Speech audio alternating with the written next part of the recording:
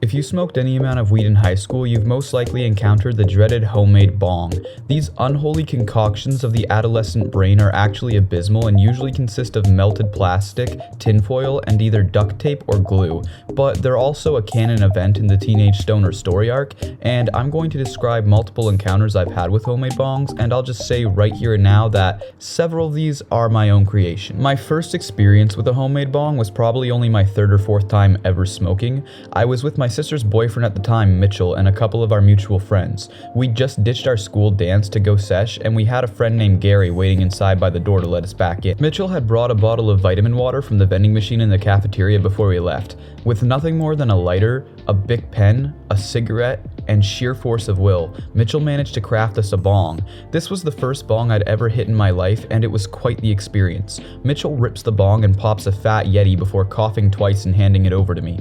Even though I'd never actually hit a bong, I was pretty sure I could handle it. I rip this thing so hard that my eyes pop out of my head and roll away into the bushes. As I blow my massive cloud, my soul comes out with it, and I hack my lungs out before perishing on the spot. My friends bury me there to honor my memory, and the sesh continues. After I come back to life, Mitchell asks me if I want another hit, but being that this was my first time ever using a bong and I was already much higher than I'd ever been before off of one hit, I declined. Nobody else wanted another hit either, so Mitchell takes the pen tube out of the bottle and begins shotgunning the bong water. Our faces were frozen in amazement and shock as we watched him drink all of the bong water in seconds. To this day, I've never witnessed a bigger atrocity at any sesh than what happened in front of me that day. My next encounter with a homemade bong was one of my own. Me and my friend Eric had now been smoking on occasion for about 7 months, and we wanted to try a change of pace from joints, especially because most of our joints at the time were rolled with loose leaf.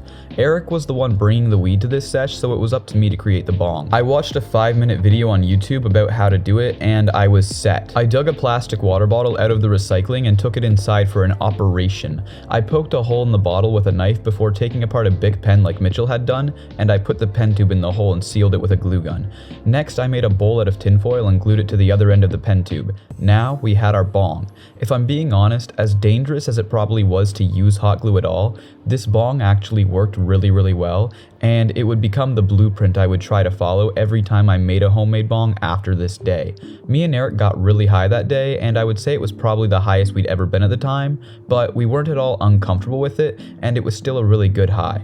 We had some Wiz Khalifa playing during our sesh that really hit the mood, and once we got done, we went inside to watch Mac and Devin go to high school. Our stoned teenage brains were convinced that this movie was an absolute work of art worthy of being displayed in a museum. The movie is actually garbage, but there's a few songs in the soundtrack that are absolute fire, and as 14-year-old boys, the movie was about weed, so that's all we really needed. Eric and I would repeat this experience several times over the course of the next year, and the only real difference would be the music or the movie, so I'm going to skip over those stories because they're pretty much the same as the one that I just told you. I had a friend take me to her sesh spot one time where she had a homemade bong waiting for us from the time that she had smoked before, several days earlier, and I obviously wasn't going to smoke from the nasty water that had been sitting there for like a couple days, so we dumped it out, but we didn't bring any other water with us either, so we just set the weed in the bowl of this dry water bottle bong and hit that shit like a shitty pipe. Luckily, she got a real glass piece shortly after this, but we were stuck using that thing for like at least 2 or 3 sessions. The good news is that we had water the other times though. Another homemade bong I crafted once was made out of an empty vitamin E bottle and a children's magic wand toy. This was actually another one that worked surprisingly well,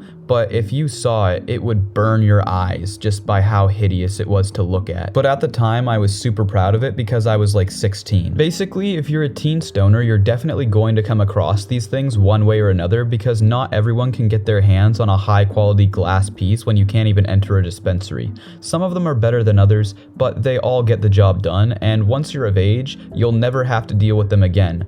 Probably. I say probably because a day before recording this, I in fact used a homemade bong for the first time since I was in like grade 11 or 12. Desperate times call for desperate measures. That's all I have for this video, so don't forget to like and subscribe, leave a comment if you want to, and have a great day.